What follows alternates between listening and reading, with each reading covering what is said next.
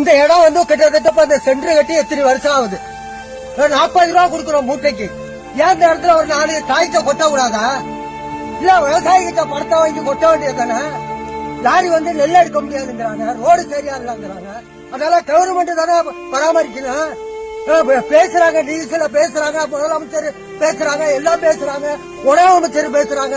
இங்க என்ன நடக்குது? இங்க விவசாய சந்தையில் அடிக்கிறோம் முறைச்சு விட்டு. நான் வந்து 10 ரூபா வச்சுக்கிறேன் கோயில் பங்கு. அவங்க பேச போடுறாங்க கோர்ட்ல. நாங்க என்ன பண்ண முடியும்? பணம் கட்டினாதான் சர்டிபிகேட் கொடுப்பாங்கிறாங்க. என்னங்க பண்ண முடியும்? நாங்க இதுல நாங்க என்ன சாவாய முடியும்? ஒரு குடும்பத்துல 5 பேர் இருக்கிறோம், என்ன பண்ண முடியும்? இதெல்லாம் கவர்மெண்ட் எடுக்கணும்ல. இல்ல ஃபீஸ் இருக்கிறாங்க, 10 பேர் இங்க கொட்டுறோம், 10 பேருக்கு போடுறோம். டோக்கன் போடலாம்ல, ஏன் போட மாட்டாங்க? இந்த இடம் எப்படி இப்ப இன்ஜின் வச்சு இறக்கிறாங்களா? இன்னைக்குதான் இதுக்கு 9 விவசாயி நிக்கிறாப்புல. இதுல இறங்க தண்ணி இன்ஜினா தூக்கிட்டு வாங்க, தோண்டிகா போடுங்க. இதெல்லாம் எப்ப செய்கிற வேலை? செஞ்சு வைக்க வேண்டியதானே இந்த வேலையெல்லாம். சம்பாவில நெல் கொள்முதல் பண்ணீங்களா? அப்ப அப்படி போட வேண்டியதானே. இத இல்ல வர்ற அதிகாரி பூரா எல்லாம் வந்து பாடுறாங்க, போறாங்க, பாக்குறாங்க. அதெல்லாம் செய்ய வேண்டியதானே.